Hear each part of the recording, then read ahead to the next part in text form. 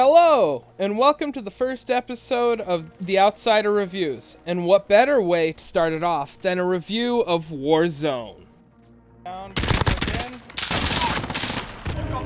Some would argue that this game is the best battle royale out there, but others would argue that it's a giant rolling turd down the highway. Before we embark, I think we should give this beauty a name. Suggestions? The big turd. The big rolling turd. So let's go ahead and see what side of the rails this game drops on, shall we?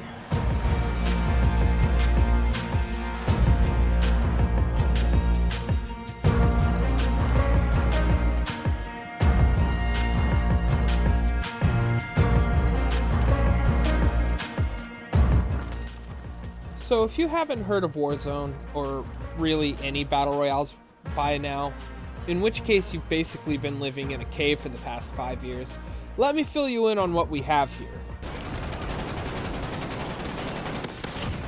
Nice. Holy shit. Warzone is basically an expansion for 2019's Modern Warfare, running on the Infinity Ward 8 engine. Modern Warfare is another in a long line of yearly releases that started the whole debacle of copying and pasting mechanics through their games. If you've played one of them, you've basically played them all, at least as far as the multiplayer is concerned. Call of Duty's always been about spawning in, running around, killing everybody that you can, and hoping that you don't die somewhere in the process.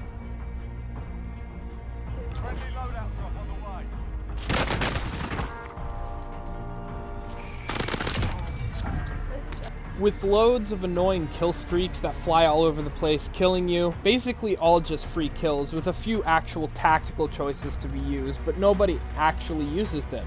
Because who would pass up free kills? Got him! Yes! Oh Double kill! Nice. Another triple kill! Oh my god! But then in comes Warzone, a new-ish free-to-play battle royale game. Up to this point, we've had the likes of PUBG, Fortnite, Apex, and a lot of lesser-known titles as well. Hands up there. Nice. Got him! So as far as the game runs and plays, it's kind of a mixed bag. It runs great on consoles with little to no frame drops. The PC version, on the other hand, seems to have a few issues. So first of all, there seems to be an issue with a GPU leak. I've looked all over the internet and it seems to be a common problem. It primarily seems to only affect CPUs with integrated GPUs.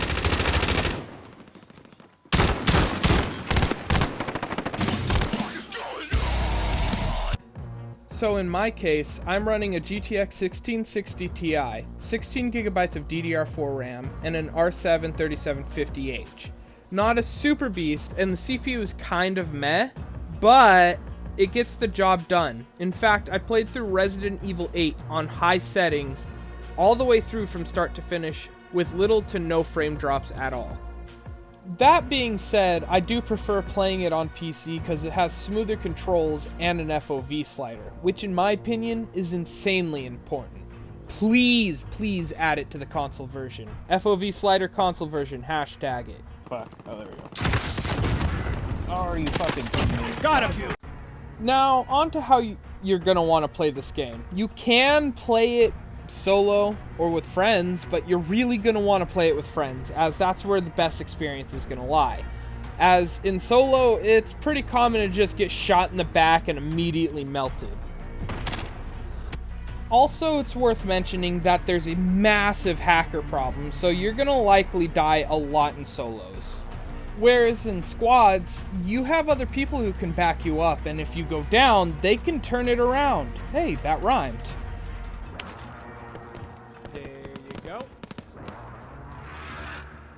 But really, that's where the game shines, when you're just steamrolling a few teams on your way to a win with some friends, and you're just coordinating the whole way through. And there's really nothing like coordinating with your squad to tear apart another squad. It's one of the best things ever.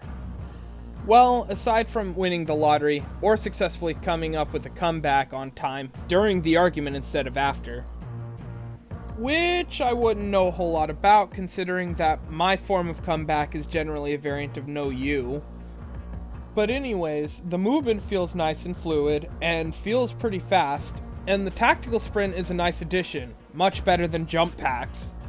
And sliding, although nothing new, still feels nice and gets you around fluidly, helps you avoid taking damage as well. Oh, come from behind. And aiming and looking around also feels quite good, so there's no jank here, which is nice considering that seems to be a common problem still, even in 2021. There's one thing that serves to differentiate this game from the other games, and that's the loadout system. See, if you last until the end of the first circle, or unless you get enough money, you can get a loadout drop, and you will eventually get a loadout drop, and it plays a massive role in how this game plays. And that brings me to my other point. You're really incentivized to play this game in a very particular way. You have to build your loadout very specifically, or things are going to go very south very quickly.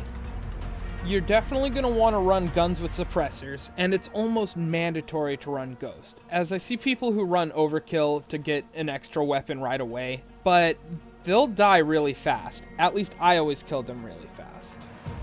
See, Ghost is the thing that protects you from radar and from heartbeat sensors, and it's imperative that you go unnoticed for as long as possible, or this happens. Fuck this game.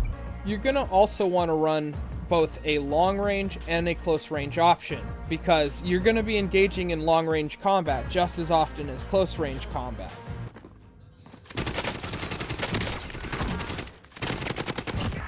Because if you don't, you'll find yourself ill-prepared for whatever situation you find yourself in, and be waking up in Gulag real quick.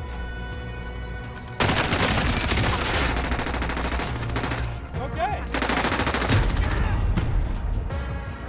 Now, I do have some glaring issues that I have to complain about, because this is still a Call of Duty game, and it comes with those standard Call of Duty issues, like terrible NAT and coding issues where you'll have problem connecting no matter how good your connection is.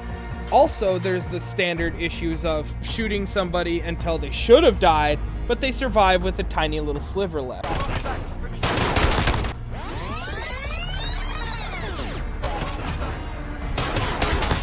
Did you see that crap? That's what I'm talking about.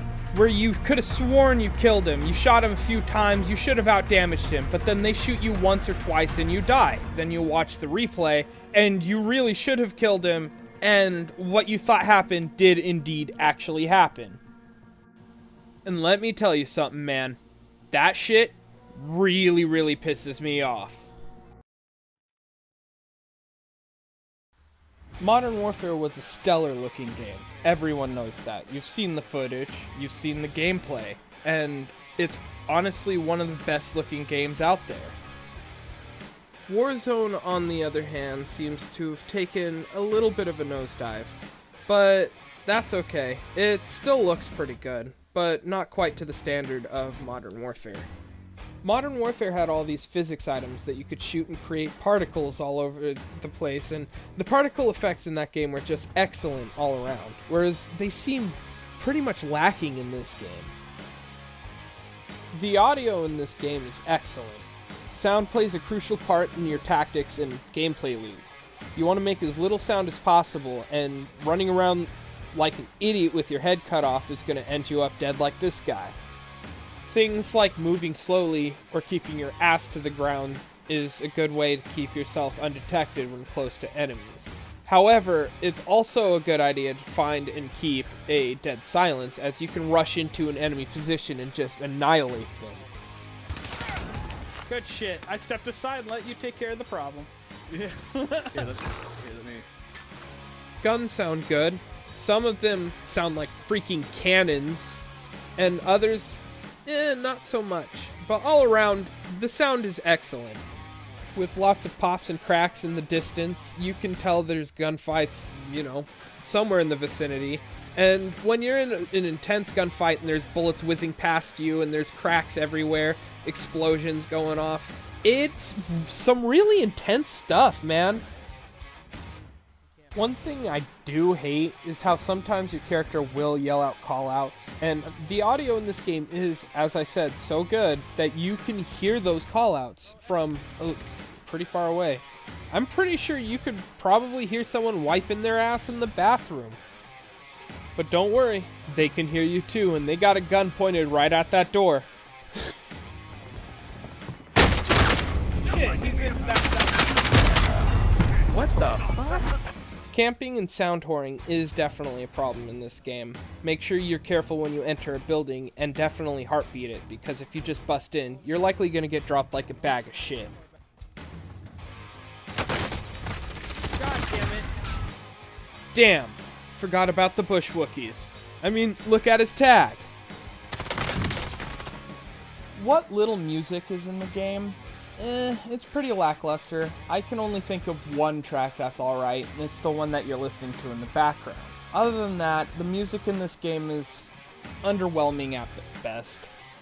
But, to be honest, you're hardly going to notice because you're going to want to turn it down anyways. It's pretty loud, and it does play at key moments in the middle of a match, which can be annoying and will drown out any other noise that's happening at the time. And I honestly think they messed up by having music play in the middle of a match. Not like Apex, where it just plays cinematically at the beginning. And music can really drown out those footsteps, making it harder for you to be prepared for when enemies are going to roll up on you.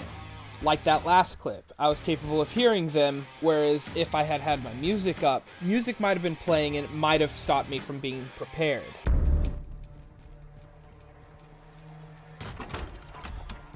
So I should probably wrap this up soon. Don't want to take up too much of your day. Your experience on Warzone is best summarized as going to be ups and downs. Got him. The highs from winning this game is definitely better than anything like that wacky tobacco. But the lows, man, the lows are gonna crush you more than letting your wife be on top.